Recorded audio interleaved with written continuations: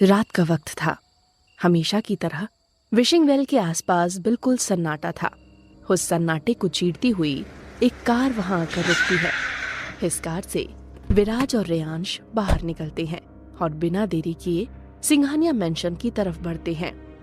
उनके ठीक पीछे एक और कार आकर रुक जाती है। अंतरा और यश भी कार से बाहर निकलकर उन दोनों के पीछे जाने लगते हैं।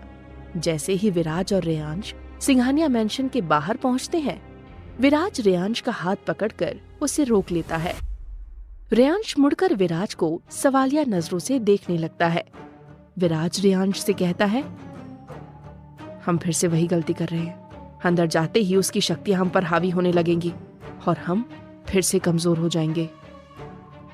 रेयांश बौखलाहट के साथ कहता है, मुझे इसकी कोई परवाह नहीं है। श्रेया उसके पास है और मैं श्रेया को कुछ नहीं होने दूंगा।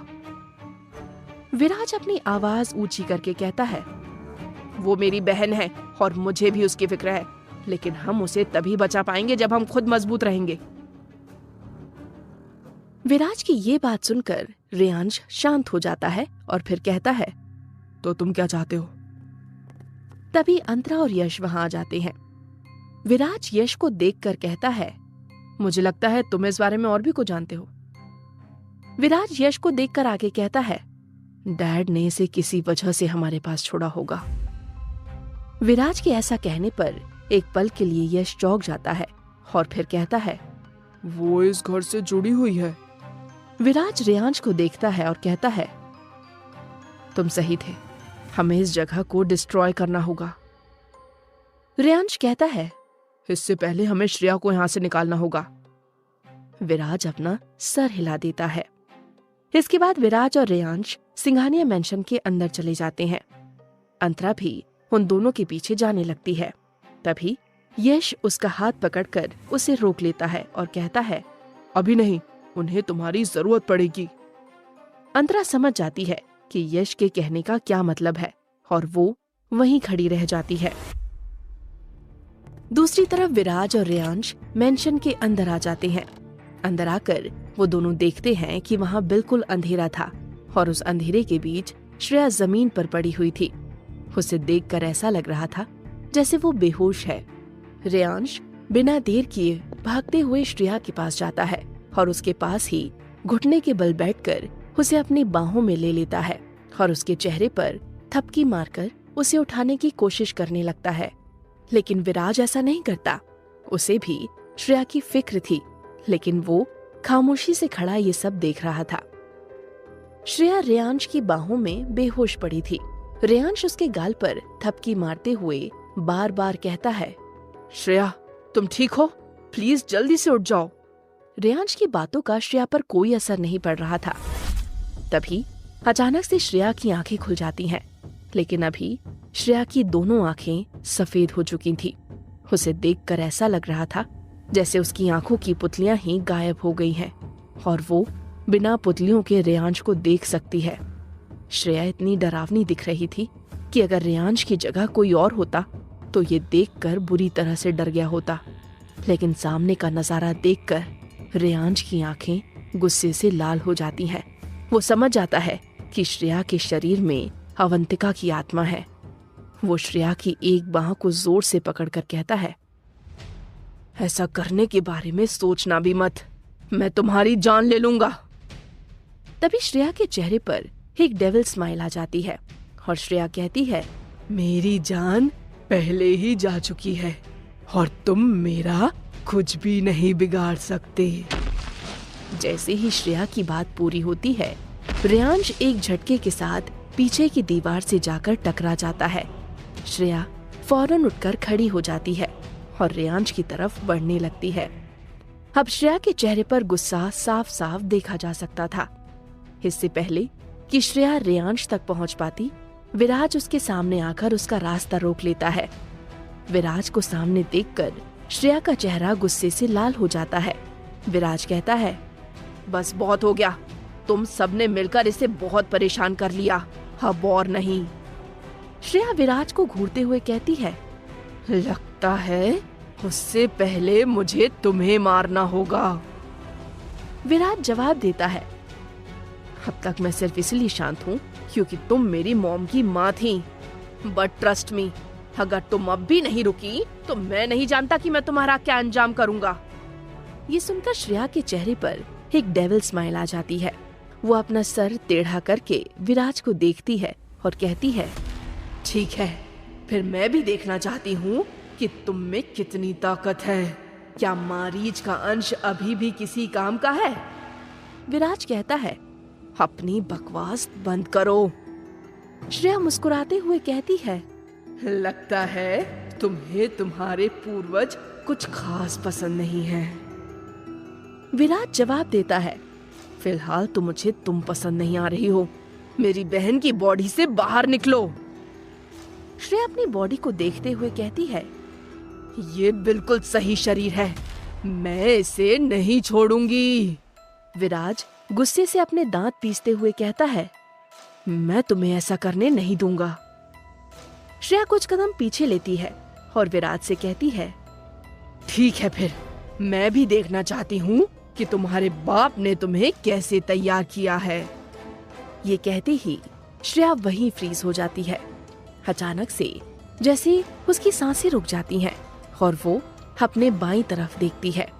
तभी वहाँ एक आवाज सुनाई देती है, मैंने उसे तुम्हारे लिए कभी तैयार नहीं किया। श्रेया से कुछ ही दूरी पर युवराज खड़ा था। इस वक्त उसकी आंखों की पुतलियां लाल थीं। युवराज को देखकर श्रेया की आंखें चौड़ी हो जाती हैं और वो गुस्से से गुर्राने लगती है। युवराज श्रेया की तरफ बढ़ते हुए कहता है, बहुत हो गया, मेरी बेटी को इसी वक्त छोड़ो। युवराज को वहां देखकर विराज और रेयांश हैरान थे। उन दोनों को उम्मीद नहीं थी कि युवराज वहां आ सकता है। श्रेया गुस्से में कहती है, कभी नहीं। तुमने सुहानी को मुझसे बचा लिया, लेकिन इसे नहीं बचा सकते। मेरा इस पर कब्जा हो गया है। युवराज के चेहरे पर एक डेविल स्माइल आ जाती है और वो कहता है, शायद तुम भूल रही हो, मेरे साथ कोई और भी है। युवराज की बात पूरी होते ही श्रेया के चारों तरफ काले धुएं का घेरा बनने लगता है। ये देखकर श्रेया का चेहरा गुस्से से लाल हो जाता है और वो चीखते हुए कहती है, समायरा। तभी समायरा चलते हुए श्रेया के सामने आ जाती है। समायरा को देखकर रेयांश और विराज की हैरानी और भी ज्यादा बढ़ जाती है। समायरा श्रेया के सामने आकर उसकी आंखों में देखते हुए कहती है, उस वक्त तुम्हें छोड़ क्या दिया, तुम तो सिर पर चढ़ने लगी। श्रेया अपने दांत पीसते हुए कहती है, तुम्हारी दूसरों के मामले में दखल देने की आदत कब जाएगी? समायरा जवाब देती है, कभी नहीं। ये कहकर समायरा श्रेया के सर पर अपना हाथ रख देती है। समायरा के ऐसा करते ही वहाँ श्रेया की दर्द भरी चीखें गूंजने लगती हैं। ये देखकर विराज परेशान हो जाता है। वो समायरा को रोकने के लिए उसकी तरफ बढ़ता है, लेकिन रेयांश उसका हाथ पकड़ लेता है। विराज गुस्से में रेयांश को देखता है और कहता है, छोड़ो मुझे, उसे तकलीफ हो रही है। रेयांश जवाब देता है, अगर ऐसा होता तो मॉम को रोकने वाले पहले इंसान तुम्हारे डैड होते। विराज युवराज को देखता है, जो कुछ दूर खड़ा ये सब देख रहा था। उसके चेहरे पर गंभीर भाव थे, लेकिन उसे देखकर साफ समझ आ रहा था कि उसे समायरा पर भरोसा था। युवराज को इस तरह शांत देखकर विराज भी शांत हो जाता है। रेयांश आगे कहता है, मॉम जानती है उन्हें ये सब कैसे हैंडल करना है। जैसे ही रेयांश की बात पूरी होती है, श्रेया का शरीर ढीला पड़ जाता है।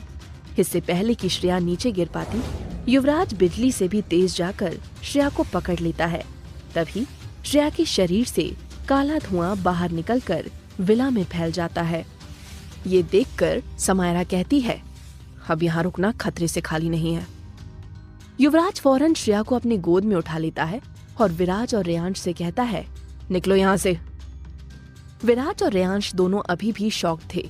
उन दोनों ने सोचा था कि इस मुसीबत से निकलना उनके लिए बहुत मुश्किल होगा, लेकिन युवराज और समायरा ने आसानी से श्रेया को अवंतिका से बचा लिया था।